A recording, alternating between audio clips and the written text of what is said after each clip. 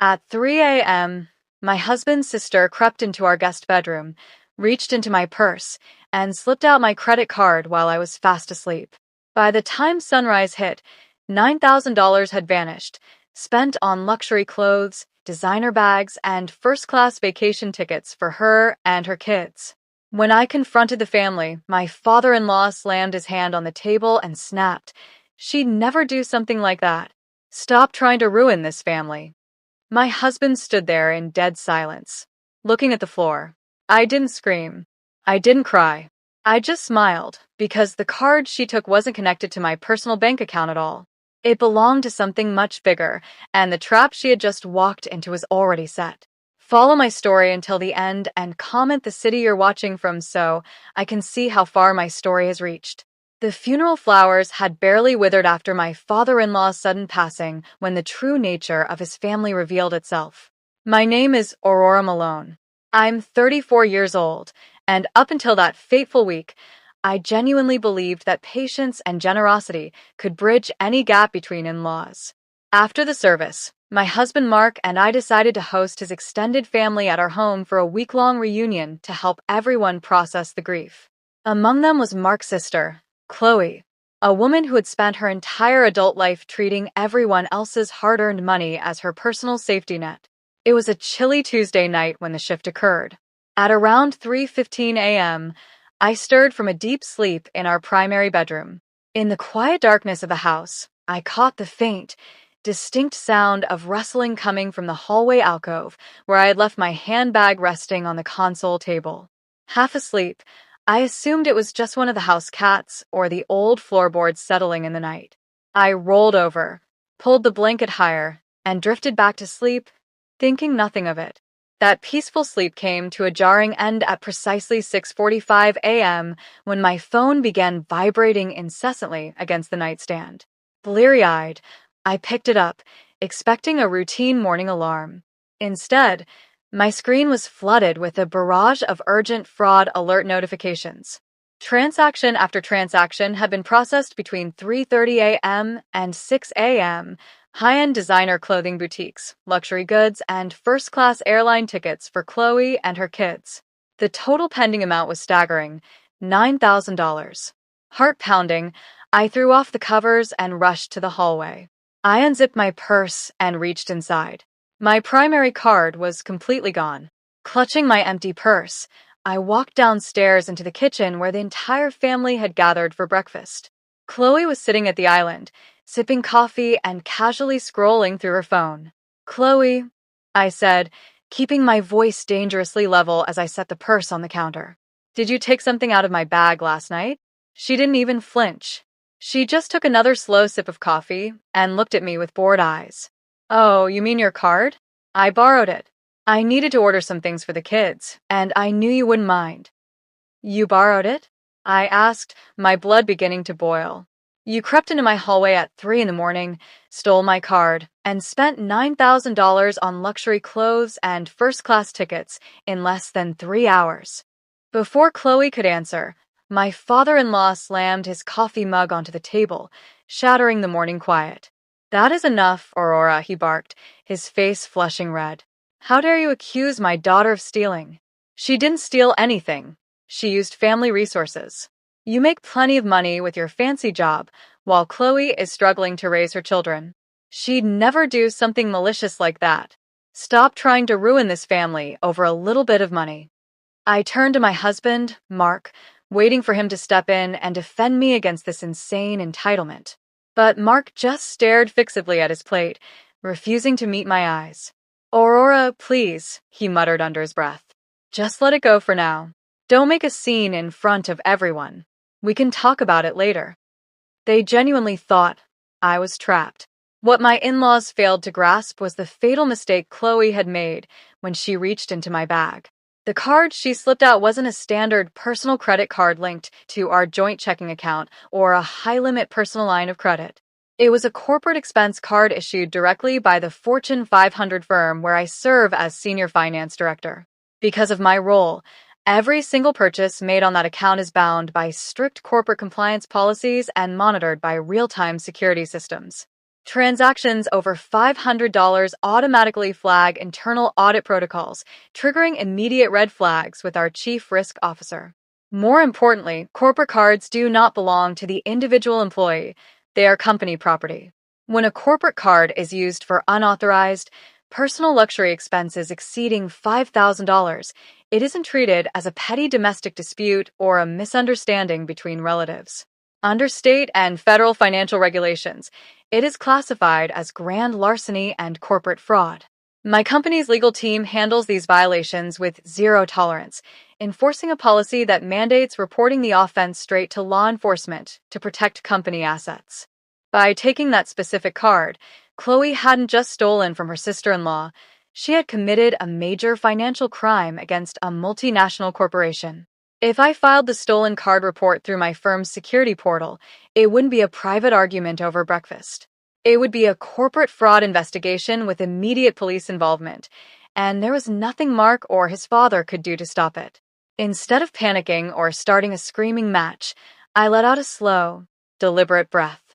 I sat down at the table, took a sip of my tea, and said nothing more about the card.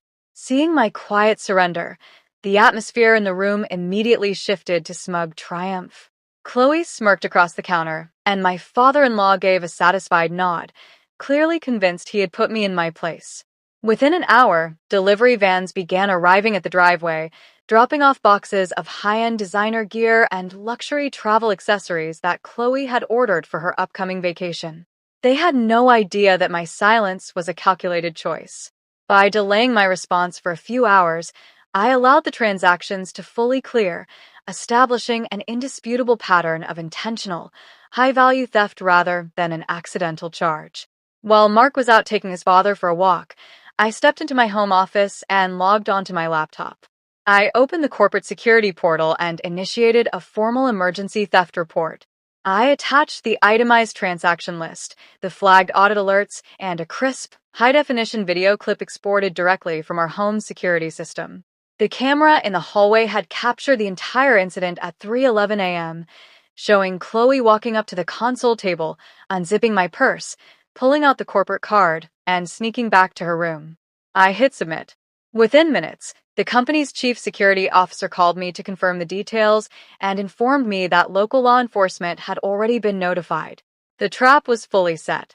At 1:30 p.m., as the family was finishing lunch, two uniformed police officers and a suit-clad corporate fraud investigator arrived at our front door. The doorbell rang, and when Mark answered it, the lead officer asked to speak with Chloe and the owner of the corporate credit card ending in 4092. My father-in-law marched over to the foyer, his face dark with rage. "What is the meaning of this?" he demanded, trying to block the entryway. "This is a private family matter. We don't need police in our house over a minor misunderstanding." The investigator didn't flinch. "Sir, grand theft of a corporate card exceeding $5,000 is a felony offense prosecuted directly by the firm, not a personal dispute. We have a formal criminal complaint and a court-authorized warrant." Chloe walked into the hallway, her face draining of all color as she saw the badges. "Aurora, tell them to leave," she shrieked, her smug attitude vanishing into pure panic. "Mark, do something." The investigator pulled out a tablet and played the high-definition home security footage right in front of everyone. The video clearly showed Chloe sneaking down the hall at 3:11 a.m., sliding the card from my purse, and retreating to her room. Next to it was the itemized store receipts, matching the time-stamped luxury purchases. My father-in-law stood frozen, his mouth open, completely unable to defend her. Mark backed away, looking at his sister in total disbelief as the full weight of her actions crashed down on him.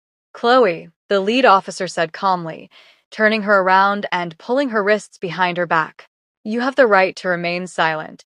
The metallic click of the handcuffs echoed through the foyer. Chloe broke down into hysterics, sobbing and screaming as she was escorted out the front door in full view of the neighbors. The moment the police car pulled out of the driveway, the house exploded into chaos. My father-in-law turned on me, his voice shaking with fury as he demanded that I call the company and drop the charges immediately. Mark fell to his knees beside me, grabbing my hand and begging me to fix it. Aurora, please, he pleaded, tears streaming down his face. She's my sister. She has kids. You can't let her go to prison over money. I pulled my hand back, looking at my husband with complete detachment. I couldn't drop the charges even if I wanted to, Mark, I said, my voice steady and cold. The company owns the account, and they're the ones prosecuting. But more importantly, I wouldn't stop it even if I could. I walked into my study, retrieved an envelope from my desk, and handed it to Mark. It contained pre-drafted divorce papers.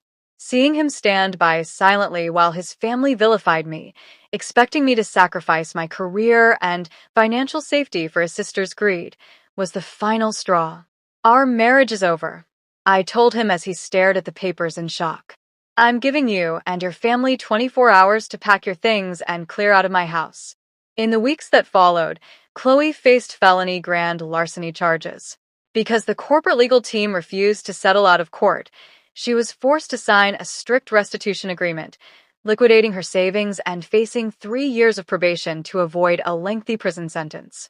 My father-in-law had to put his own house up as collateral just to cover her legal fees, leaving their family's finances completely ruined. 6 months later, I settled into a sunlit apartment overlooking the coast, far away from the drama and deceit that had defined my past. The peace of mind that came with complete independence was worth every difficult step it took to get here. Without my income and financial backing to prop them up, Mark and his family were forced to face the harsh reality of their own entitlement. Mark moved back in with his parents, carrying the weight of a shattered marriage and the realization that his passive silence had cost him everything. As for me, standing up to financial abuse didn't just protect my career, it gave me back my voice and self-respect.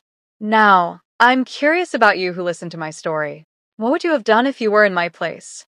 Would you have protected your family, or let the law take its course? Comment below with the city you're watching from so I can see how far our community reaches. And meanwhile, I'm leaving 2 other stories on the screen right now that are channel favorites. They are packed with twists that will definitely surprise you. Thank you for watching until the end, and I'll see you in the next story.